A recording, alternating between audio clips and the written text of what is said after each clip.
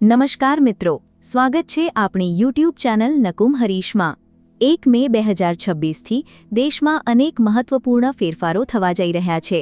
રસોઈ ગેસના ભાવથી લઈને બેન્કિંગ વ્યવહારો અને શ્રમ કાયદા સુધીના આ ફેરફારો સામાન્ય જનતાના બજેટ અને રોજિંદા જીવન પર મોટી અસર પાડશે। 1. એલપીજી સિલિન્ડરના ભાવમાં ફેરફાર। દર મહિનાની પહેલી તારીખે ઓઇલ માર્કેટિંગ કંપનીઓ રસોઈ ગેસના ભાવની સમીક્ષા કરે છે। મધ્ય પૂર્વમાં ચાલી રહેલા તણાવ અને કાચા તેલની કિંમતોને ધ્યાનમાં રાખીને 1 મેના રોજ ઘરેલું અને વ્યાપારિક એલપીજી સિલિન્ડરના નવા દરો જાહેર કરવામાં આવશે। 2. ગેસ બુકિંગ માટેના કડક નિયમો। શહેરી વિસ્તારોમાં રહેતા ગ્રાહકો માટે હવે ગેસ બુકિંગના નિયમો વધુ કડક બનશે। 2 સિલિન્ડર બુક કરવા વચ્ચેનો ફરજિયાત સમયગાળો 21 દિવસથી વધારીને 25 દિવસ કરવામાં આવી શકે છે, જેનો અર્થ છે કે ગ્રાહકોએ બીજા બુકિંગ માટે વધુ રાહ જોવી પડશે। 3. યુપીઆઈ પેમેન્ટ માટે 2 ફેક્ટર ઓથેન્ટિકેશન। ડિજિટલ છેતરપિંડી રોકવા માટે આરબીઆઈ 1 મેથી યુપીઆઈ વ્યવહારો માટે 2 ફેક્ટર ઓથેન્ટિકેશન ફરજિયાત કરી શકે છે। હવે માત્ર પિન પૂરતો નહીં હોય, પરંતુ સુરક્ષા માટે બાયોમેટ્રિક્સ અથવા હાર્ડવેર ટોકન જેવા વધારાના સુરક્ષા સ્તરની જરૂર પડી શકે છે। એટીએમમાંથી મફત ઉપાડની મર્યાદામાં ઘટાડો। ઘણી ખાનગી અને સરકારી બેંકો 1 મેથી એટીએમમાંથી મફત રોકડ ઉપાડની મર્યાદા ઘટાડવા જઈ રહી છે। નિર્ધારિત મર્યાદા કરતાં વધુ વ્યવહાર કરવા પર ગ્રાહકોએ હવે વધુ ચાર્જ ચૂકવવો પડશે। 5. વીમા યોજનાના પ્રીમિયમમાં કપાત।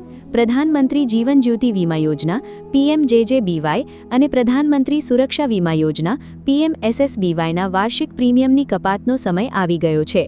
1 મે પછી ગ્રાહકોના બેંક ખાતામાંથી અનુક્રમે ₹436 અને ₹20 ઓટો ડેબિટ કરવામાં આવશે। 6. કેવાયસી અપડેટ કરવાની છેલ્લી તક। બેંકોએ ગ્રાહકોને 1 મે સુધીમાં તેમના કેવાયસી, ઈ-કેવાયસી વિગતો અપડેટ કરવા માટે અલ્ટિમેટમ આપ્યું છે। જો આ પ્રક્રિયા પૂર્ણ નહીં કરવામાં આવે તો બેંક ખાતા ફ્રીઝ થઈ શકે છે અને તમામ વ્યવહારો અટકી શકે છે। 7. પીએમ આવાસ યોજના 5 વર્ષનું નિવાસ ફરજિયાત। પ્રધાનમંત્રી આવાસ યોજના હેઠળ ઘર મેળવનારાઓ માટે હવે નવો નિયમ લાગુ પડશે। લાભાર્થીએ ફાળવવામાં આવેલા ઘરમાં ઓછામાં ઓછા 5 વર્ષ સુધી રહેવું ફરજિયાત રહેશે। જો ઘર ખાલી રાખવામાં આવશે અથવા ભાડે આપવામાં આવશે તો ફાળવણી રદ થઈ શકે છે। 8. શ્રમ સંહિતા અને કામના કલાકોમાં ફેરફાર।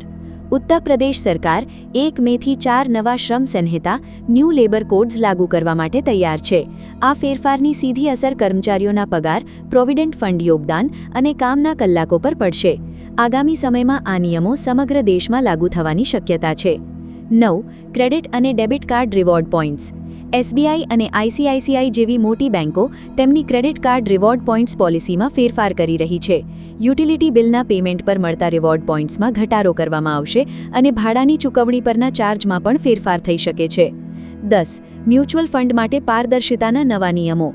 સેબી દ્વારા 1 મેથી મ્યુચ્યુઅલ ફંડ રોકાણકારો માટે નવા નિયમો લાગુ કરવામાં આવશે। હવે ફંડ હાઉસે તેમના ખર્ચ, જોખમનું સ્તર અને રોકાણ અંગે વધુ વિગતવાર અને પારદર્શક માહિતી ગ્રાહકોને પૂરી પાડવી પડશે।